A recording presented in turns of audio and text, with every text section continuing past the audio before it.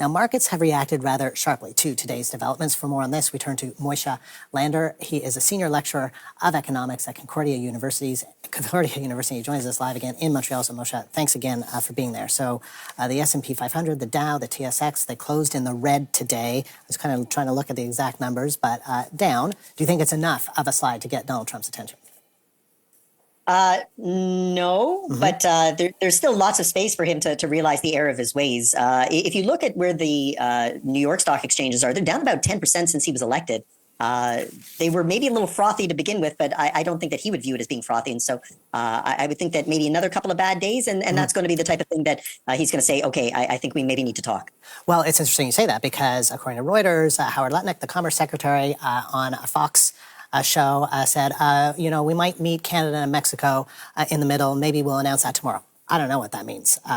What does that mean? I mean, do you know? I mean, what could that mean? Are they already signaling that there could be a backing off? But we should always caution that the Commerce Secretary and people around Trump can say one thing. What the president does, it can just be totally different.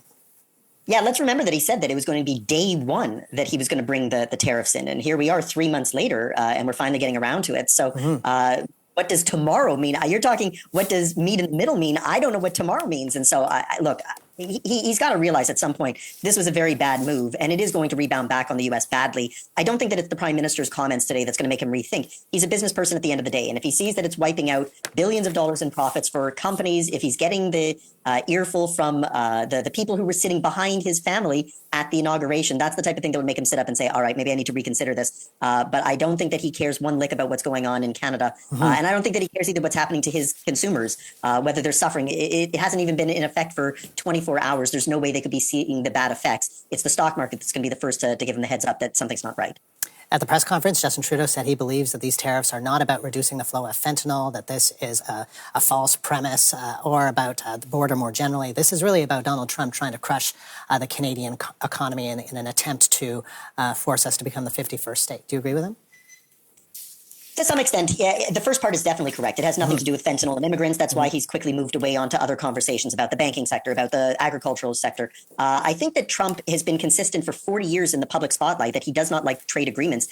He is misguided into thinking that it's a zero-sum game, so that if somehow Canada is doing well from trade, then it must be that the U.S. is suffering. And so what he's hearkening back for is some sort of reversion towards the 1980s where he needs to see things being built. And so if you have factories and you have pollution coming out of those chimney stacks, then that's a sign of strength. And the fact that those things aren't really going on the way they used to in his memory must mean that somehow America has been weakened and therefore Canada must be taking advantage of him. I think that's what's guiding most of this. And I feel bad for him because he's clearly wrong in the way that he thinks about trade. It's not zero sum. It's that in order for free trade to work best, both sides have to gain. And that's been true in the North American experience, including Mexico, for the last 25 years.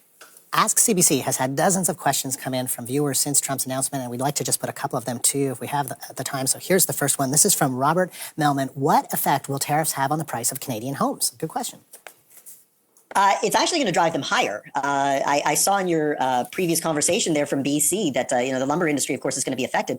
The likely outcome for the lumber industry is that there's going to be scale backs in production. And so the fixed costs that are involved in coming up with all of the lumber products is going to have to be spread over a smaller number of products. And that's going to increase the cost then for home building. And of course, that cost is going to get passed on to home buyers. So the bad news is if you're looking to get on the housing market, this is probably not helpful. If you are a home owner, though, you're probably going to find that your existing home will go up in value merely because the entire housing market is going to see this increase in housing prices. So again, one person suffering might be another person's gain here.